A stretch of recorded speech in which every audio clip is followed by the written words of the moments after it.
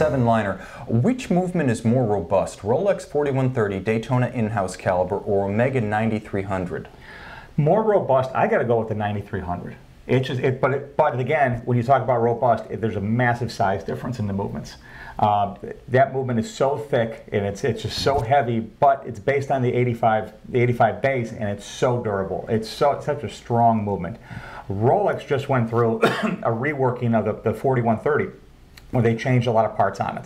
And one of the most interesting parts of the chronograph wheel itself, they actually went to a feather design, and I've yet to even see one. When I do, I'll get some pictures of it though. But it's actually it's the wheel, instead of having a gear, tooth gear, it actually has like feathers, and so the wheels actually flex. So when you engage the chronograph, there's supposed to be less lag and no stepping when you first engage the chronograph. 4130 is a very durable movement, very strong movement, very serviceable movement as well. But as far as you want something bulletproof, the Omega, I think, is just more bulletproof. Yeah, the Rolex caliber, it has to be remembered, had size constraints because it was a drop-in replacement for the 30mm El Primero. Same case side, basically a drop-in replacement. That was a constraint on how big it could be built up. The only thing they changed were the pusher orientation. They're off by a couple degrees. It's true. Yeah. On the 4130, you'll note that they're perfectly square to the case. On the El Primero, they're offset a little bit. Also important to note with respect to how they were designed to be seen, the Omega was designed to fill a case back. And so it had to be sized for those 45mm Planet Oceans, whereas the Rolex would only ever be hidden underneath its oyster case. Also important to note, I want to say that profiling of the gears first came about in the 4160 in the Yachtmaster 2. I think those are the Liga profiling. It probably did. And that's the kind of thing Rolex will do, and you'll never know. There'll never be a service bulletin that a person outside of Rolex can see. There'll never be a new reference number for the watch. These are the things we forensically reconstruct over the years from experience. Yeah, and when that watch goes in, if you have a 4130 that goes in for service, if there's an issue with it, they'll option the upgrades for the watch. And I assume at some point in time they're going to start just automatically doing the upgrades. I don't believe they're doing it automatically right now. It's at time of service, unless there's an issue. Okay, a little question about workplace sanitation. A couple of questions about how movements are cleared out before you reseal them, how you keep the shop clean, what kind of air filtration, particle management you have? The first thing we use when you walk through the door, we have sticky mats. And they're NBA style sticky mats, it's flypaper. And it cleans your shoes off as we walk through, and we try to pull it off a couple times a day just because of the traffic.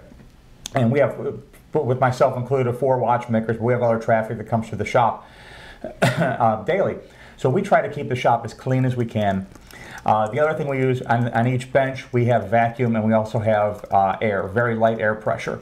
So we're constantly cleaning pieces, either vacuuming dust, blowing air off, just whatever we need to do, because one little speck of dust, one speck of lint will just find its way inside that movement and wrap itself up around the escape wheel, and I've seen it too many times. I've seen it come out of factories, brand new watches that are stopped or have very low amplitude. I'll find a piece of fuzz, we call it hair, it's not really hair, wrapped around an escape wheel post or wrapped around a pallet arbor, and it finds its way to the highest speed rotation, and that's where it just locks itself in. And nothing shows up on a mirror polished screw like a piece of hair. Yeah, exactly. On the screws, I don't worry about it. It's in the trains. Okay, this is a question that I know is one of those difficult questions to ask, difficult questions to answer, but we're getting a question from the field. What does a seasoned watchmaker make? Is there a salary range that they expect into their career? Yeah, it depends. A lot of it goes by location, by where you're at.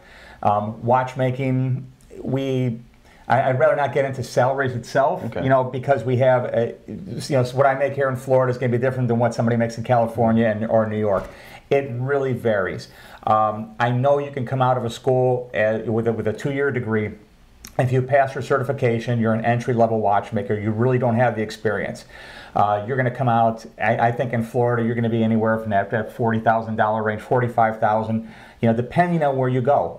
A jewelry store is going to pay more, obviously, than a factory is going to pay, because it takes more creativity. But not everyone can do the work at one place and they can do it the other place.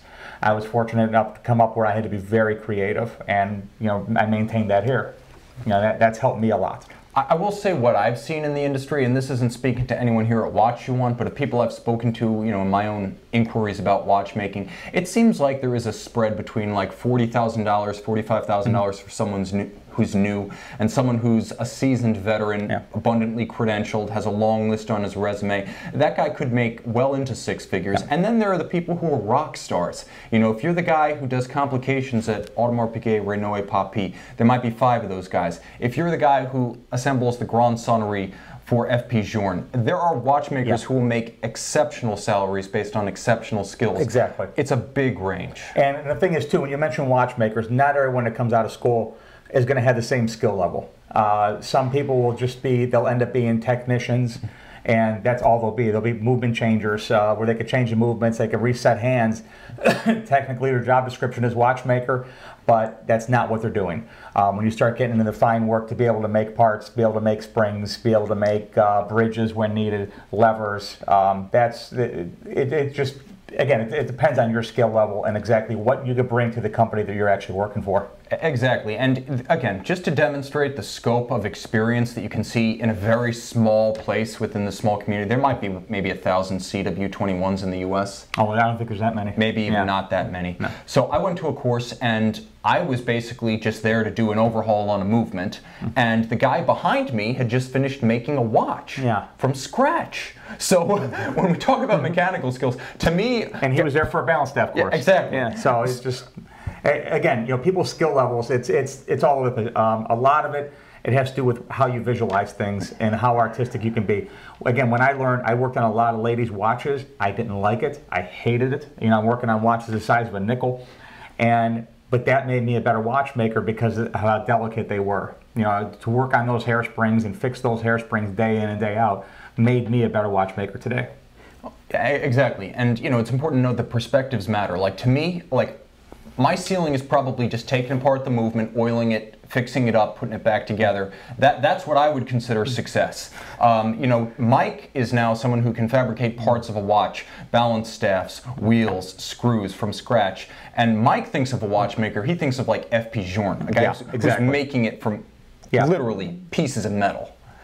FP Journe, R.W. Smith, you know, just stuff like that, where you see the watch is actually coming to life. Like, my idea is making the watch less broken, and his idea is making the watch.